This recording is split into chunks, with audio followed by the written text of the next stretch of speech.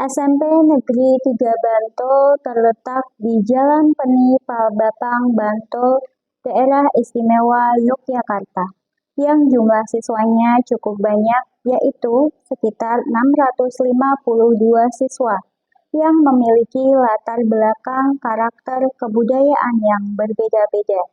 Sebagai pendidik, saya memiliki peran yang sangat penting dalam membentuk karakter dan masa depan siswa. Koordinasi dengan kepala sekolah terkait inovasi pembelajaran. Dedikasi pendidik tidak hanya terlihat dari jam mengajar, tetapi juga komitmen untuk terus belajar dan beradaptasi dengan perkembangan zaman. Oleh sebab itu, salah satunya di sini saya melakukan pengembangan diri dengan mengikuti pendidikan guru penggerak dan berbagi praktek baik dalam inovasi pembelajaran. Saya juga mengembangkan pengembangan buku ajar dan pengembangan media pembelajaran. Pengembangan buku ajar dan media pembelajaran tersebut dilakukan karena melihat adanya rapor pendidikan tahun 2023 yang menyatakan bahwa kompetensi membaca literasi siswa dinyatakan sangat rendah.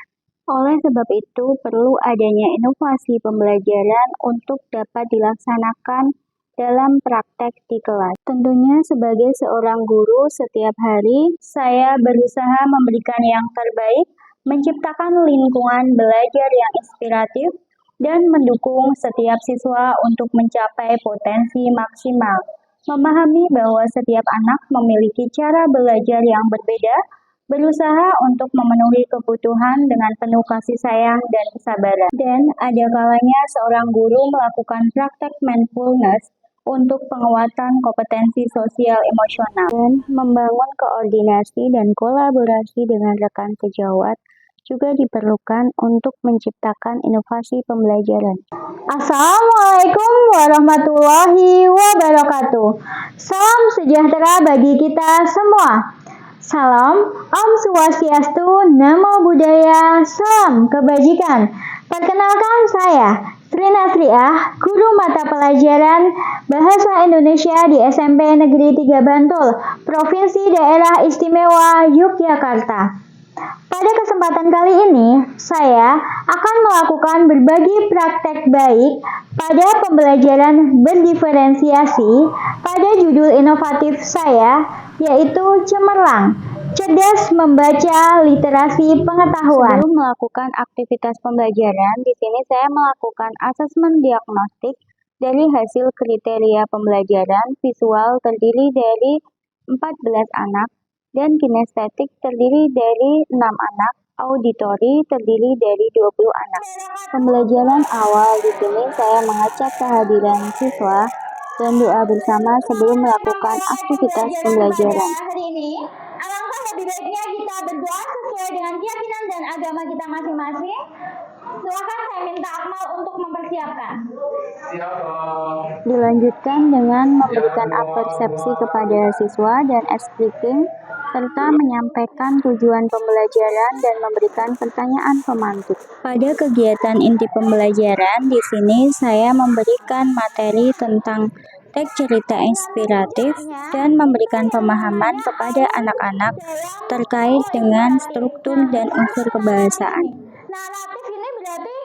Selanjutnya di sini saya menayangkan video terkait dengan tokoh inspiratif agar anak-anak dapat memetik pesan moral pada video pembelajaran yang saya tayangkan, dan tentunya menumbuhkan minat serta memotivasi untuk selalu dapat memperhatikan pembelajaran.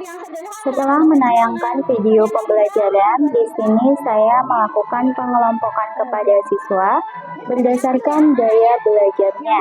Anak-anak yang gaya belajarnya auditori, di sini mereka menggunakan media teks cerita inspiratif pada buku ajar yang saya kembangkan.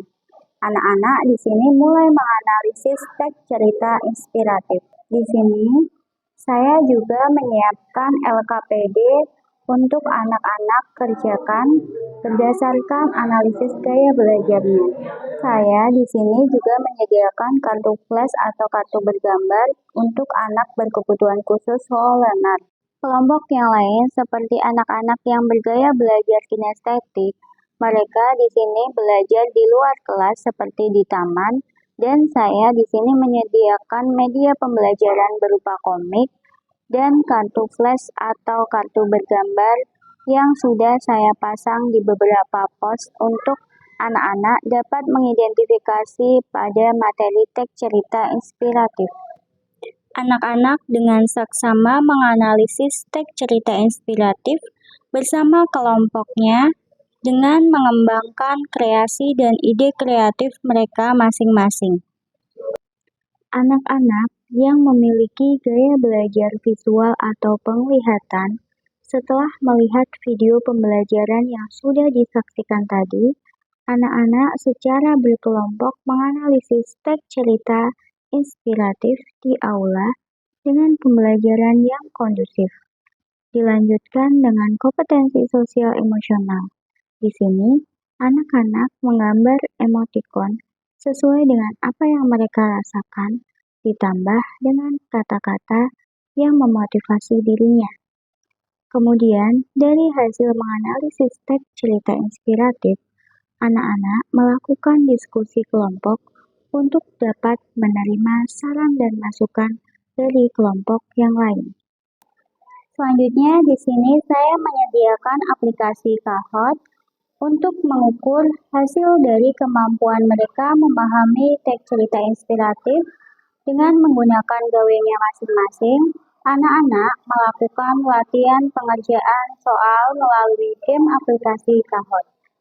Di sini, anak-anak sangat interaktif bersama kelompok belajarnya. Dengan mengerjakan post-test dari aplikasi Kahoot yang sudah saya sediakan, anak-anak dapat mengetahui ketercapaian dalam memahami teks cerita inspiratif, karena di hasil akhir pengerjaan ada nilai skor yang dapat dilihat.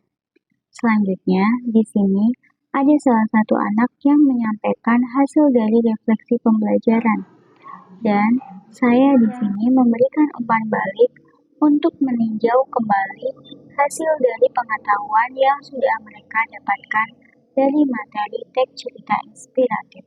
Kemudian menutup pembelajaran dengan memberikan motivasi dan semangat peserta didik untuk melanjutkan pembelajaran di hari ini. Pada pertemuan selanjutnya, saya melakukan asesmen formatif, yaitu dapat melibatkan penggunaan informasi berkelanjutan tentang pengetahuan, pemahaman, dan keterampilan siswa.